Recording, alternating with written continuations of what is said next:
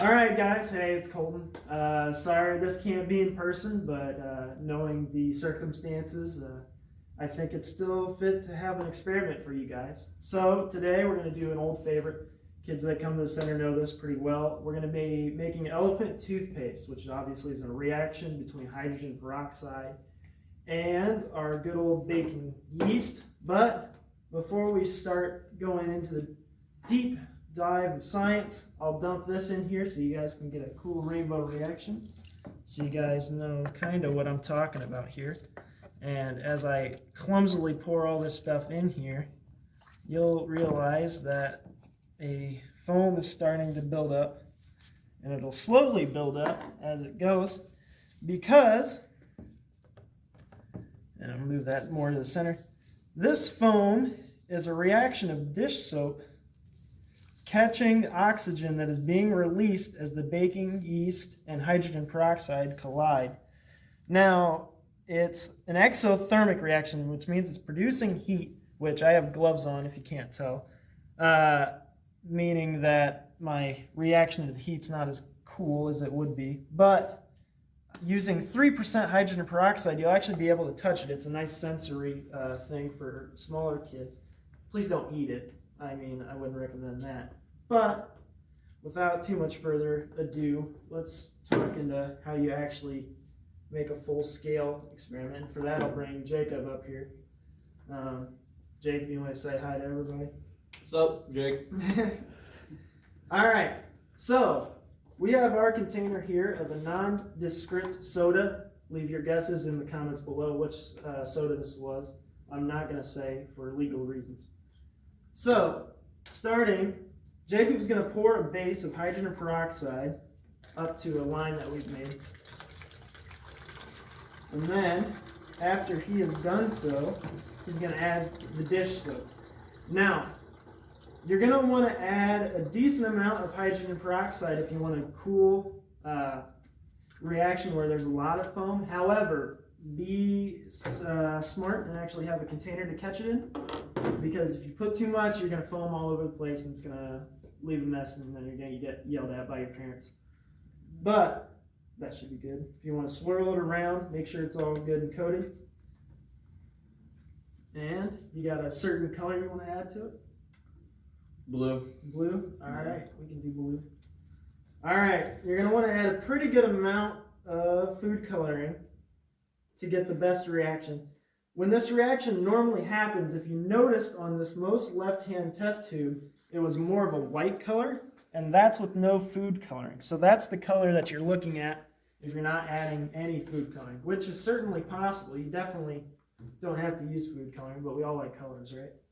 So in here, you have your hydrogen peroxide base, you add a little bit of dish soap, and then you add your food coloring. In a separate bowl over here, you have warm water, and it's important that it is warm. And you add your baking yeast. So I have a tablespoon thing here that I'm going to add, but the real goal is to get a certain consistency as you mix these things together. Your consistency you're looking for is, it looks like melted ice cream. And you'll add more water or more yeast as you go to try and get that. No, I got a little bit more water, a little bit more yeast. I want this guy to pop off pretty good for you guys. All right, so kind of mix that around. I would say about 30 seconds of swirling it around is good. Just making sure that there's not a whole lot of particles up top as you're going about. All right, that should be good.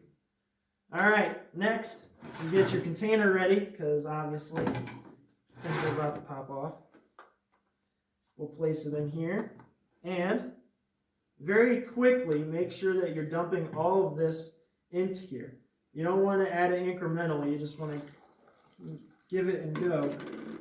Now, when I said 3% hydrogen peroxide before, there's a reason to that. And the reason is if I made a big enough mess, I'd have to clean this up. At stores, you can get anywhere from 6% to maybe even 30%, which will mean that this reaction is a little bit more volatile. and we've got a slow and steady rise coming up here. Now, there's also, if you've seen videos like David Dobrik's or Mark Rober's videos, they use different things like potassium iodide, sodium iodide. Those are much more reactive, and this would explode up and shoot. Again, I work here and I have to clean it up, so that's why we're going slow. My apologies. Now, there it goes. Wow. No, crazy. So, slow burn for you guys. Nice blue film. Good color choice, by the way. I saw that one too. Yeah.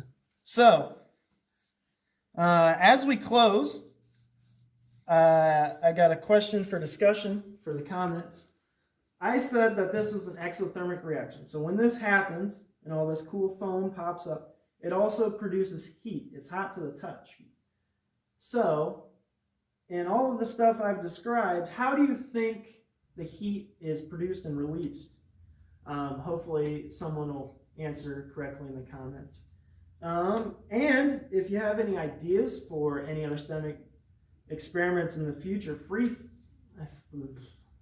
cut it, it's done. I'm messing with you guys.